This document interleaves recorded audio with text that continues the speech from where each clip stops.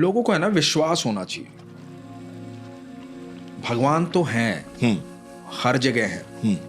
अब ये घटनाएं जो हम बता रहे हैं या हम बता पाते हैं क्योंकि हमारा विश्वास है, इसलिए हमारे साथ घटित हो रही है। जिसके साथ घटित हो रही है उसका विश्वास है, इसलिए उसके साथ घटित हो रही है। जैसे है ना पारस भाई, क्या होता है ना, आप देखो बिल्ली जो देख सकती है वो आप नहीं देख सकते। बिल्कुल, है ना।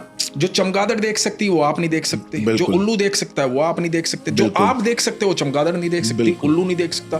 मतलब ऐसा कुछ है जो आप नहीं देख सकते पर वो देख सकता है। बिल्कुल करेक्ट। तो है तो यहाँ पे वो सब चीजें, है ना, पर आप नहीं देख सकते, आपकी क्षमता नहीं है ना, बट वो देख सकता है। तो ऐसी क्या है ना कि हमारी जो आंखें हैं ना, आंखों पे कई परतें हैं। जब वो परतें हट करके विश्वास उन आंखों में जागृत हो जाता है ना, तो हम वो देख पाते हैं जो दुनिया नहीं देख पाती। बिल्कुल है वो सब कुछ अवेलेबल है, पर आपको अपनी परत हटानी पड़ेगी, आपको अपने नेत्र खोलने पड़ेंगे, क्योंकि विश्वास की आंखों से है ना आपको ईश्वर दिखाई देते हैं। बिल्कुल, वो है, बिल्कुल, वो साक्षात है। बिल्कुल। तो विश्वास बहुत जरूरी चीज है। अब जैसे मैं एक छोटी सी आपको ना, छोटी सी बड़ी प्यारी सुंदर सी कहानी बताता हूं। बड़ा सुंदर प्रसंग। एक बहुत अमीर व्यक्ति था, इमारत में रहता था और बंबई जैसा शहर था। तो शाम को छत पे घूमने आता था। तो वो रोज देखता था कि क्योंकि उसके सड़क पार करते ही उसकी इमारत के बाहर झुग्गी झोपड़ियां थी। तो वो रोज देखता था कि एक बच्चा एक पर्टिकुलर टाइम पे निकलता है और एक गुब्बारा हाथ में लेता है और गुब्बारे को हवा में छोड़ देता है और गुब्बारा उड़ता हुआ ऊपर जाता है। अब ये रोज का रूटीन था। जिस टाइम वो शाम को घूमने आता है, वो बच्चा भी एक गुब्बारा लेके आता है और गुब्बारा आसमान में छोड़ देता है। एक दिन क्या हुआ कि ये आदमी जो था, इसका थोड़ा सा काम हो गया, तो थोड़ा लेट हो गया ये आने में छत पे। तो अब क्योंकि रोज रूटीन में एक चीज आप देख रहे हो, तो आपकी भी आदत बन गई है। तो अब आपने झांक के देखा कि आज गुब्बारा नहीं आया, तो गुब्बारे वाला बच्चा भी नहीं दिखाई दिया। तो फिर याद आया कि आज मैं लेट हो गया हूँ, तो शायद वो बच्चा जो है गुब्बारा छोड़ने वाला छोड़ के चला गया। ठीक है। तो इसने ऐसे ही मुस्कुरा के ऊपर देखा, तो इसने देखा कि इसके छत पर जो पानी की टंकी है उसमें एक गुब्बारा अटका हुआ है। तो इसको लगा कि ये तो गुब्बारा तो यहाँ अटका हुआ है। तो इसने जाकर के गुब्बारे को उतारने की कोशिश की। गुब्बारा उतारा तो गुब्बारे पे लिखा हुआ था कि भगवान हमारी मदद कर, मेरी माँ की तबीयत बहुत खराब है और हमारे पास पैसे नहीं है इलाज के लिए, तो हमारी मदद कर। तो इसने ये पढ़ा, ये बड़ा हैरान हुआ कि मतलब यार गुब्बारे पे लिखा हुआ है। अब ये नीचे तो चला गया अपने बेडरूम में, इसको सारी रात नींद नहीं आई। वो गुब्बारा दिखता रहा, वो लिखा हुआ दिखता रहा इसको। तो इसके दिमाग से बात निकली नहीं। ये सुबह उठा और सुबह, क्योंकि रोज ये देखता था कि किस झोपड़ी से और किस झुग्गी से निकल करके वो बच्चा आता है, तो वहां गया, उसका गेट ठकठकाया, गेट पे वही बच्चा मिला। अब बच्चे को बोला कि तुम्हारी माँ बीमार है। तो उस बच्चे ने कहा कि हाँ मेरी माँ बीमार है, लेकिन आपको कैसे पता? बोला वो मैं बता दूंगा, लेकिन मेरा कुछ सवाल है, पहले वो तुम्हें बताना पड़ेगा। तो बोला कि हाँ बताओ। बोला तुम क्या करते हो? बोला मैं एक होटल में काम करता हूँ। बोला कि और तुम ये रोज जो गुब्बारा ऊपर छोड़ते हो, ये किस लिए छोड़ते हो? बोला वो क्या है ना, मैं एक दिन होटल से आ रहा था, तो रास्ते में एक भिक्षु मिला। भिक्षु ये कह रहा था कि मैंने 3 दिन से खाना नहीं खाया। तो मुझे लगा कि 3 दिन से खाना नहीं खाया, अब ये खाना नहीं खाएगा तो मर जाएगा। तो मुझे रोज का 1 रुपया होटल से मिलता था। तो मैंने उस 1 रुपये से कुछ खरीद करके और उसको दिया भिक्षु को कि ले खा ले, खाना खा ले। तो उसने जो है खाना लिया, वो बड़ा खुश हो गया और उसने कहा कि भगवान तुम्हारी भी सुने। तो मैंने कहा कि भगवान सुनता है? तो उस भिक्षु ने कहा कि हाँ भगवान सुनता है। देखो मैंने भी भगवान को कहा था, जब उसके कानों तक बात पहुंची तो उसने सुनी और तुम्हें भेज दिया, मेरी भूख मिट गई। तो भगवान सुनता जरूर है, उस तक बात पहुंचनी चाहिए। तो बोला कि ये बात मैं भिक्षु की सुन के आ गया। अब कुछ दिन पहले मेरी माँ की तबीयत खराब हुई, हमारे सारे पैसे खत्म हो गए इलाज में, माँ की तबीयत ज्यादा खराब हो गई, हमारे पास पैसे रहे नहीं। तो मुझे उस भिक्षु की बात याद आई कि भगवान सुनता है और भगवान के कानों तक बात पहुंचेगी तो कोई ना कोई आ जाएगा, कुछ ना कुछ हो जाएगा। तो अब सब कहते हैं कि भगवान ऊपर रहता है, अब मैंने सोचा कि भगवान तक बात कैसे पहुंचाऊं, तो मैंने देखा एक आदमी गुब्बारा लेकर के हवा में उड़ा रहा है, तो वो ऊपर तक जा रहा है। तो मैंने सोचा कि रोज एक गुब्बारा खरीदूंगा, उस पर अपनी बात लिखूंगा, कभी ना कभी तो भगवान के पास पहुंचेगा। तो मैं रोज शाम को एक गुब्बारा लेता हूँ, उस पर अपनी बात लिखता हूँ और भगवान को छोड़ देता हूँ, वो भगवान के पास पहुंचेगा। तो ये कारण है मेरा गुब्बारा छोड़ने का। तो फिर इसने पूछा कि अब तुम बताओ, तुम्हें कैसे पता कि मेरी माँ की तबीयत खराब है? तो इस आदमी ने कहा कि तुम्हारी बात है ना भगवान तक पहुंच गई है, भगवान ने मुझे भेजा है। क्या बात है, क्या बात है, बहुत ही सुंदर है ना, बहुत ही सुंदर। विश्वास। इसी से मुझे एक बात याद आ रही है। अपने पॉडकास्ट करके तो आपको पता ही है, जो हम बाहर निकलते हैं तो कितना प्यार मिलता है। किसी मंदिर गुरुद्वारे चले जाओ तो वहां पे वही लोग मिलते हैं जो कि भगवान को मानने वाले होते हैं। और उन्होंने कहीं ना कहीं हमारी कथाएं सुनी हुई हैं। करेक्ट। चाहे पॉडकास्ट में नहीं तो रील्स में कहीं ना कहीं सुनी हुई हैं। तो भाई मैं दिल्ली गया तो मैं रात को 1:30-2 बजे, जैसे हम जाते हैं बंगला साहिब गुरुद्वारा, ये हमारा बचपन का रूटीन है, जब भी दिल्ली जाना तो बंगला साहिब जरूर मत्था टेकने जाना, क्योंकि मेरा बचपन का सहारा वही था।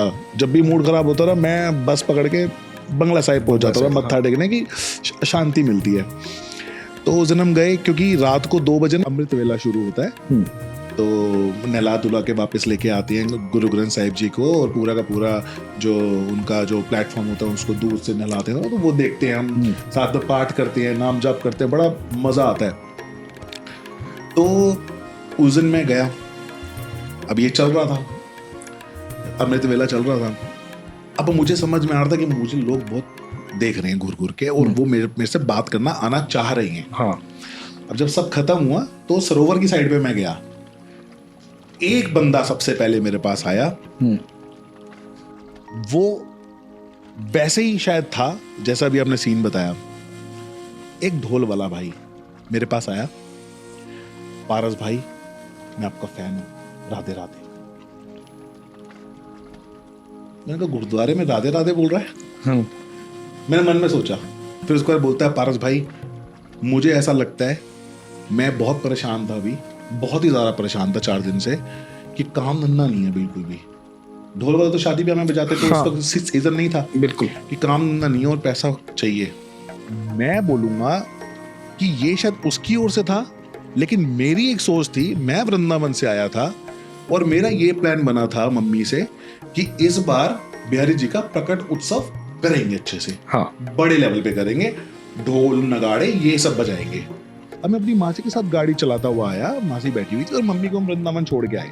उसके बाद मैं बंगला साहिब गया। तो ड्यूरिंग दैट टाइम वृंदावन से दिल्ली मेरी मासी ने कम से कम 20 ढोल वालों को फोन किया होगा, 20 नगाड़ों वालों को फोन किया होगा। बात नहीं बनी। जब रात को गुरुद्वारे गया, ढोल वाला सामने से आया, क्या बात, पारस भाई राधे राधे। क्या बात है पारस भाई, मेरे ना बहुत दिन से ना बहुत परेशानी चल रही है, कुछ मेरे लिए काम हो तो बताना। मैं कहा तू काम क्या करता है? कह रहा ढोल वाला। मेरे ना उसी वक्त गूज़बम्स पूरे शरीर में ऐसा ठंडा पड़ गया था ना, मैं क्या बात है रोने को हो गया था मैं, मतलब मैं रो ही देता हूँ है ना। मैं ऐसा हो गया कि ये कृपा किस पे करी है, मेरे पे या इस पे किस पे करी है कृपा? मैं तो ढूंढ रहा हूँ तब से, और तुम रात को 2:30 बजे मिलवा रहे हो मुझे गुरुद्वारे में ढोल वाले को। और चलो वो तो हो गया, ढोल तो हुआ ही हुआ, साथ में वो नगाड़ा वाला भी लेके आया और हमारा उत्सव एक नंबर हुआ। भाई मैं आपको एक बात बताऊं, इसी बात पे आप हैरान हो जाओगे सुन के। वो ढोल वाला नहीं था। वो क्या होता है, ठाकुर है ना, अपनी लीला करते हैं, वो ठाकुर ही आते हैं। शरीर किसी का होता है, निमित्त किसी को बनाते हैं, खुद ही बजाते हैं, खुद ही बजाते हैं, खुद ही नाचते हैं, खुद नचवाते हैं, स्वयं सब कुछ खुद करते हैं भाई। उनका अपने भक्तों से इतना प्रेम है, सारी व्यवस्था वो जानबूझ के ऐसा करते हैं क्योंकि लीलाधर है ना। मतलब वो कह रहे हैं तू कर ले ट्राई अपनी ओर से। तो मैंने ना जब गाड़ी जब रुक गई, मासी फोन पे ट्राई करे जा रही है, मैंने कहा कर लो, मैं भी तो ड्राइव कर रहा हूँ, मिल जाएगा कभी ना कभी तो, अभी तो 1 महीना पड़ा हुआ है। फिर मैंने कहा ठाकुर जी देख लेंगे, उनका त्योहार है, जैसा करवाना होगा करवाएंगे। रात को ही 2:30 बजे उसी वक्त मैंने उसको कहा भाई ले पकड़ पैसे, तू बुक हो गया, आज ही 50 ढोल वाले चाहिए मुझे। विश्वास भाई, विश्वास। मैं तो हमेशा आप कभी मेरी कोई वीडियो मेरे YouTube चैनल पे देखोगे ना, मेरी लास्ट लाइन यही होती है, अपने विश्वास को मजबूत रखो। बिल्कुल। एक अद्भुत बात बताता हूँ आपको मैं, सूरदास जी। अरे तो हुआ क्या, सूरदास जी रोजाना सुबह मंदिर जाते थे मदन मोहन जी के सामने जा करके, और भगवान का वैसा वर्णन करते थे जैसा भगवान का श्रृंगार होता था, जबकि सूरदास जी को तो दिखता नहीं था। तो जैसी पोशाक भगवान ने पहनी होती, जैसा मोर मुकुट धारण किया होता, जैसी माला पहनी होती, सब वर्णन करते थे अपने पदों में, और सब लोग सुनते थे। सुबह सुबह सूरदास जी आकर के वर्णन करते हैं भगवान का। तो कुछ लोग ऐसे भी होते हैं जिनको शंका होती है कि यार कुछ तो गड़बड़ है। तो कुछ लोगों को लगता था ये सूरदास जो है ना, ये बेवकूफ बनाता है, ऐसा नहीं कि इसको दिखता नहीं है, इसको सब दिखता है, तभी तो ये वर्णन कर देता है, और ये लोगों को बेवकूफ बनाता है प्रसिद्धि प्राप्त करने के लिए कि मेरे को तो दिखता नहीं है। तो उन्होंने कहा कि यार कुछ तो गड़बड़ है। तो उन्होंने आजमाना शुरू किया। कभी सूरदास जी के आगे आ जाते, कभी टांग अड़ा देते, कभी कुछ कर देते, लेकिन सूरदास जी तो सूरदास जी थे, अब उनको तो दिखता ही नहीं था ना सूरदास जी को। तो एक ने कहा कि यार हो सकता है कि गोस्वामी जी से ये रात को पूछ के जाते हो कि कल श्रृंगार कैसा करोगे, और सुबह वर्णन करते थे, तो गोस्वामी जी के पास चलते हैं। तो ये सब गए गोस्वामी जी के पास, और गोस्वामी जी को जाके बोला, गोस्वामी जी ये जो सूर है, ये जब आता है तो आप इसको सब कुछ बता देते हो ना। तो गोस्वामी जी ने कहा कि नहीं, सूरदास जी को तो मैं क्यों बताऊंगा, सूरदास जी जब भी आते हैं तो ठाकुर जी का वर्णन करते हैं, उनके बारे में बोलते हैं, उनका तो प्रेम है उनके साथ, मैं क्यों बताऊंगा। बोले नहीं, कुछ तो गड़बड़ है। तो गोस्वामी जी ने कहा कि मेरे बहुत अच्छे मित्र हैं, लेकिन ऐसी कभी वार्ता नहीं होती कि मैं श्रृंगार कैसा करूंगा, कैसे सजाऊंगा ठाकुर जी को। तो बोले कि ठीक है, कल सुबह है ना, आप वैसा श्रृंगार करोगे जैसा हम कहेंगे। तो गोस्वामी जी ने कहा कि अच्छा। तो गोस्वामी जी ने मन में सोचा कि हो सकता है इसमें भी ठाकुर की कोई लीला हो, तो ठीक है मान लेता हूं। तो अभी ये लोग जो है सुबह आए, गोस्वामी जी को बोले कि गोस्वामी जी आज ठाकुर जी को कोई भी पोशाक धारण मत करवाना। गोस्वामी जी बोले मतलब? बोले कि आज कोई पोशाक धारण नहीं करेंगे ठाकुर जी। गोस्वामी जी ने कहा कि ठीक है। अब गोस्वामी जी ने जैसा इन्होंने कहा वैसा मान लिया। अब मंदिर के पट खुले, सूरदास जी भी आए। सूरदास जी जैसे ही मंदिर में घुसे, देखे, मुस्कुराए और गर्दन नीचे कर ली। तो अब गर्दन नीचे कर करके आगे बढ़े, तो सब इंतजार कर रहे हैं कि सूरदास जी बोलेंगे, अभी पद गाएंगे। तो सूरदास जी चुपचाप खड़े, मंद मंद मुस्कुरा रहे। तो इन लोगों ने कहा, अरे सूरदास जी आपका इंतजार हो रहा है, आप पद गाइए ना, भगवान का वर्णन कीजिए ना। तो बोले नहीं आज रहने दीजिए। बोले अरे नहीं आप वर्णन कीजिए ना, हम इंतजार कर रहे हैं। बोले अरे नहीं, आज ठाकुर दूसरे ही मूड में, रहने दीजिए। तो बोले कि अरे सूरदास जी वर्णन तो करना पड़ेगा, आपके पद सुनने के लिए हम खड़े हैं। तो पता है सूरदास जी क्या बोले? सूरदास जी ने देखा और बोले कि आज हरि देखो नंगम नंगा। तो पता है ये जो आंखें है ना, इससे तो ये दुनिया दिख रही है बिल्कुल, लेकिन वो जो मन की आंखें ना, जो सूरदास जी के पास थी, उससे ईश्वर दिखाई देते हैं। वो विश्वास वाली आंखें जो है ना, उसी से वो दिखाई देता है जो जगत उसने बनाया। बिल्कुल। जैसे हम सब वृंदावन जाते हैं ना पारस भाई, तो वृंदावन एक तो वो है जहाँ चाट पकौड़ी की दुकानें हैं, भीड़ी भीड़ी गलियां हैं, कुंज की गलियां हैं, और बहुत सारे लोग हैं, रंग बिरंगी दुकानें हैं, बहुत जगह प्रसाद मिलता है ना, अद्भुत गलियां, अद्भुत माहौल है। एक तो ये वृंदावन।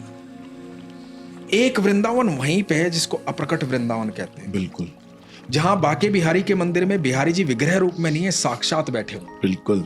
जहाँ आज भी मीरा कहीं पर बैठी भजन गाती है, जहाँ जीव गोस्वामी जी हैं, जहाँ गोपाल भट्ट गोस्वामी जी हैं, जहाँ हरिदास जी बैठे हुए हैं, भगवान से वार्तालाप कर रहे हैं, वो यमुना महारानी, वो वृंदावन, जो वृंदावन जीवित है, जो साक्षात है, वो वृंदावन वहीं पे है। बिल्कुल। पर वो दिखता तब है जब वो आंखें आ जाती है। बिल्कुल। विश्वास की बिल्कुल।